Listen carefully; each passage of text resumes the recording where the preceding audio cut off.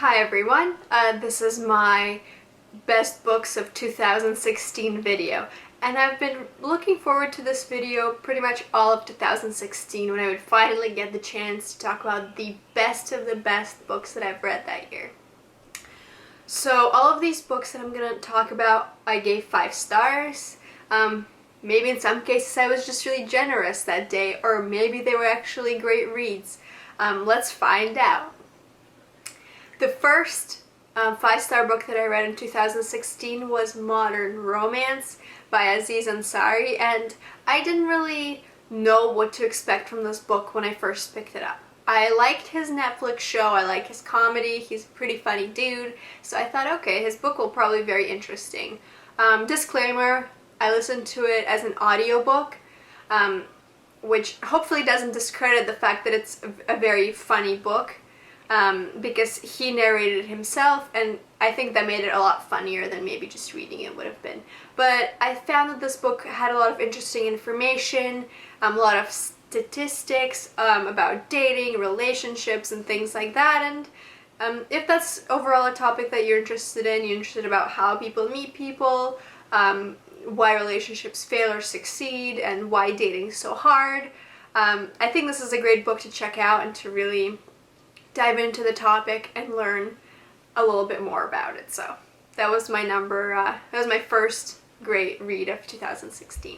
The next book that was my 5-star read is a classic. It's Pride and Prejudice. I've had this on my TBR for a long time before 2016, and I decided that that was going to be the year that I'm finally gonna read it and figure out what all the fuss was about. I've seen the movie, actually, this one on the cover here, and I absolutely love the movie. Mr. Darcy is quite handsome in it, so it gets thumbs up from me, and if you haven't seen it, I highly recommend you watch it. But also the book is great, and the first time I picked it up, I couldn't get through it for some reason, but the second time I sat down and I decided that I was going to get through it. And it turned out to be a great, pleasant read. It's a little bit different than the movie, but I really appreciated that, so overall, it's a great classic, and I highly recommend it. The next book is Perfect Days, and I've actually reviewed this book on my channel, so I'll put a link to the video down below. You can check it out. This is by a Brazilian author,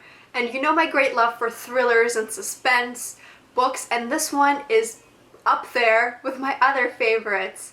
So if you like, The Girl on the Train or Gone Girl, things like that, you might like this one. Just because it's so unexpected, it's super twisted.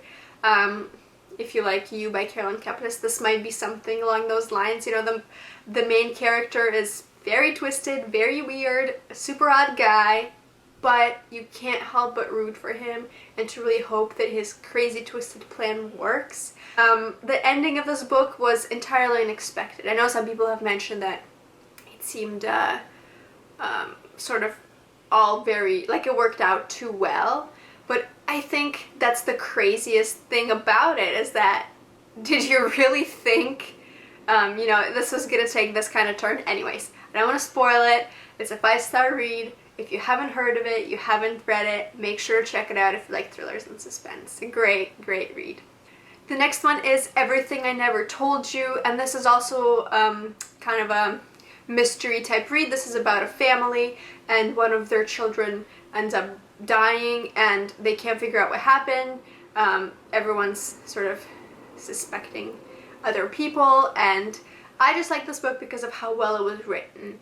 All of the family dynamics, the 2 parents, there's 2 surviving children.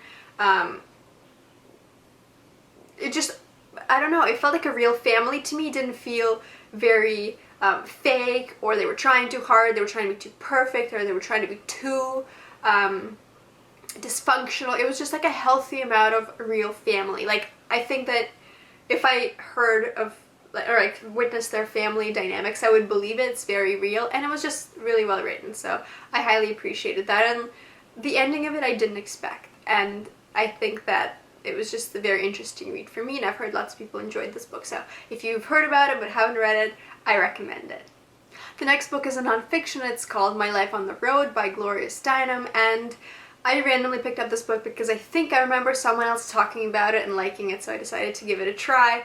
and it turned out to be a very interesting book. Prior to this, I knew nothing about her, nothing about what she did, sort of her feminist involvements with feminist movements, things like that. It was great to read, it was very interesting, and if you were looking for a nonfiction that's easy to read, easy to get through, and is just overall very engaging and interesting, then I recommend that book. It was a pretty easy read.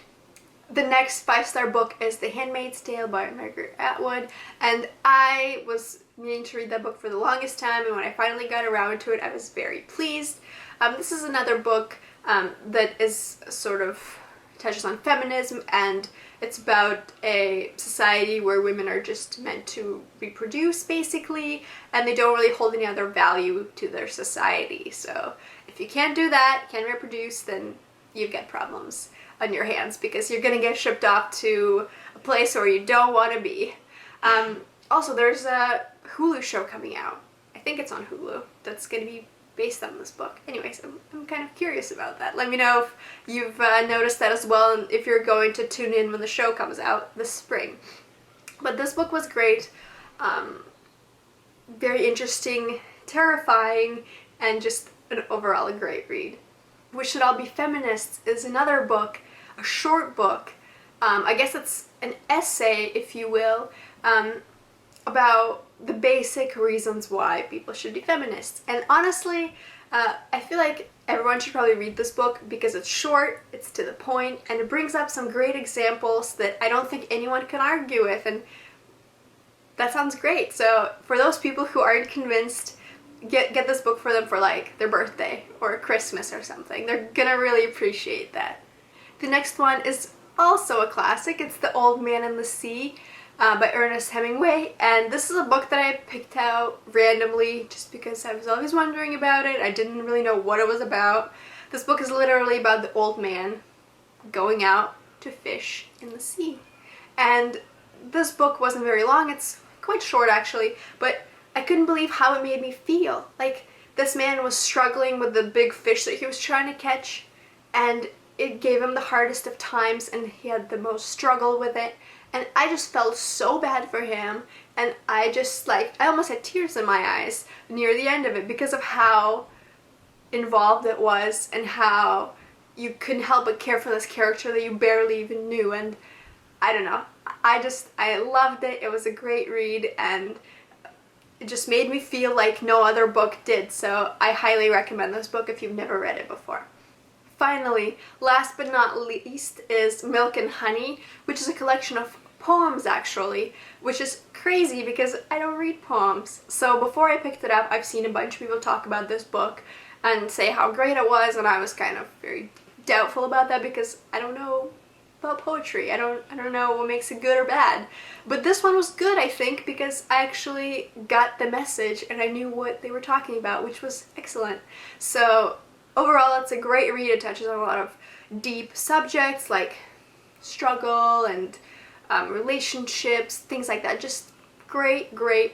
It really makes you feel, and I like the books that make you feel, apparently. So it's a great poetry book, and even if you're not really into it and you don't think that you like it, it wasn't a very long read. I would recommend giving it a try, and I mean, now I'm more inclined to probably try poetry in the future, so that's great. So that's it for my best books of 2016. Please let me know if any of these books are also your best books of 2016. And also, please let me know what books you liked the best that year, and I would like some recommendations. Thank you so much for watching, and I'll see you next time.